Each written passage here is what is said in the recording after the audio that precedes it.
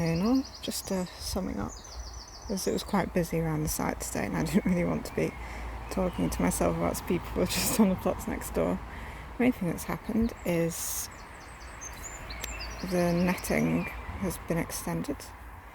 I've popped in, I'm not sure if this is a good idea, I've popped in another cale there and then at the back, and given that they also need to be netted, it seemed to make more sense to put the netting all the way over the top of this frame rather than just in the bottom bit, and then obviously as they get bigger I don't need to change the netting. That can hopefully stay with them until the squash are finished.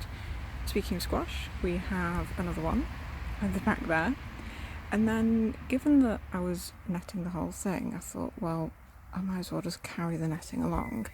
So we now have it going over a little bit of what was the frame of the long cloche, which now covers another sprouting broccoli. So we've got 4 sprouting broccoli in there, and I do have I've got one more left, which I was thinking of replacing one of the originals that's at the back, but it does seem to have picked up, and hopefully with the netting the snails won't be able to get in, so they'll be a lot happier.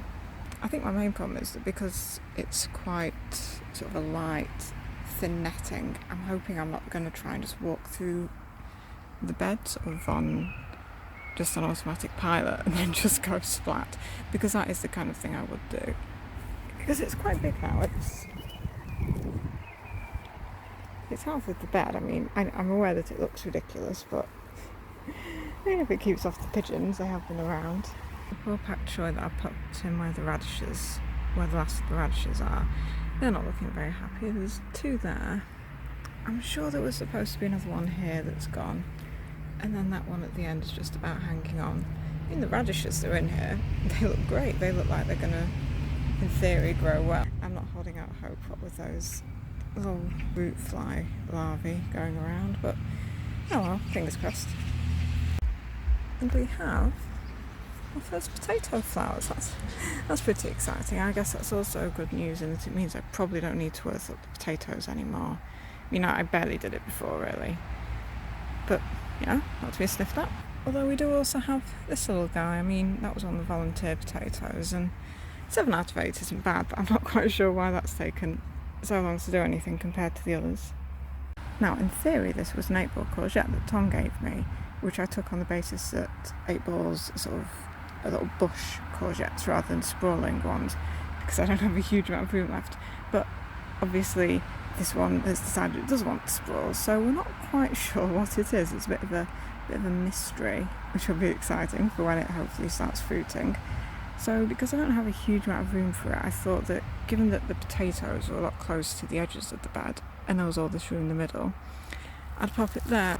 I guess the obvious point is that the potatoes are probably going to come up before the squash is finished.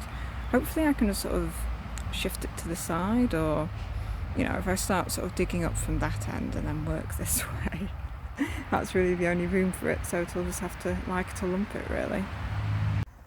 Last of the tomatoes in, and the chilli looks very happy, or chilli/pepper, whatever it is, so hopefully that was a good plan to move it there. How on earth did that get there? For some reason I got it into my head that you could sow carrots in clusters. I've no idea why. I think I was just watching too many Charles Dowding videos and I just assumed that you could do it with everything, despite the fact that the whole thing with carrots is that you sow them thinly, but who knows why. So I've had a good thin out of the Nance 5 that are on the right, and we've got a bunch of tiny carrots. Not going to be able to peel them obviously, but give them a good scrub and they might be quite nice. They're nice and straight at least, so at least my riddling of the bed seems to have paid off, and hopefully whilst the fleece was up, the carrot root fly didn't have a chance to get in there. I'm quite happy with those in an odd way. I'd rather that I could have just left them in, but at least then I should get some decent sized carrots at the end of this.